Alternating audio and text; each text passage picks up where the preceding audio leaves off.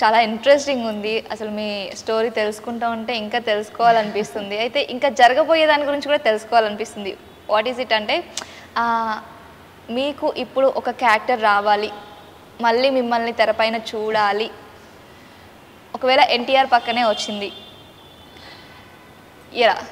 అంటే దైవ సంకల్పం ఎలా ఉంటే అలా జరుగుతుంది. కానీ ఒక మాటలో చెప్పాలంటే నా మాది ఆర్ట్స్ అకాడమీ మాది ఉంది.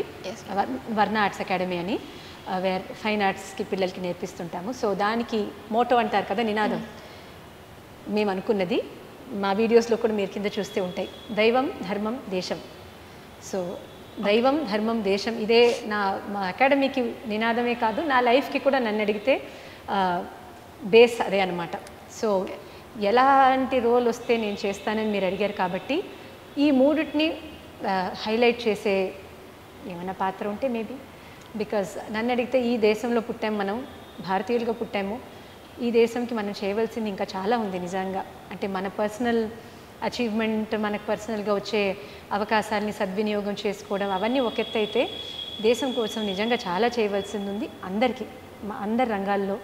సో అలాంటిది ఏమైనా ఒక చిన్న ఆవగింజంత కాంట్రిబ్యూషన్ నా వంతు ఏ రంగంతో ప్రస్తుతం కళల ద్వారా చేస్తున్నాను. సో మేబీ మీరు చెప్పినట్టు తెర ద్వారా కూడా ఏమైనా ఉంటే, ఇలాంటి ఒక ఐడియాలజీ ఉంటే తప్పకుండా చేస్తానేమో.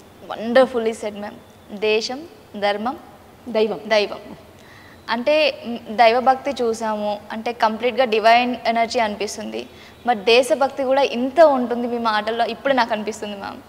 మూడు కనెక్టెడే కదా. నన్ను అడిగితే దైవభక్తి లేనిదే దేశభక్తి లేదు. అన్నిటికీ ఆధారం ధర్మమే. ధర్మం అంటే ఈ ధర్మం ఆ ధర్మం అని కాదు, doing what is right. So అలాంటప్పుడు అందుకే నాకు అనిపించింది అలా. Beautifully said ma'am.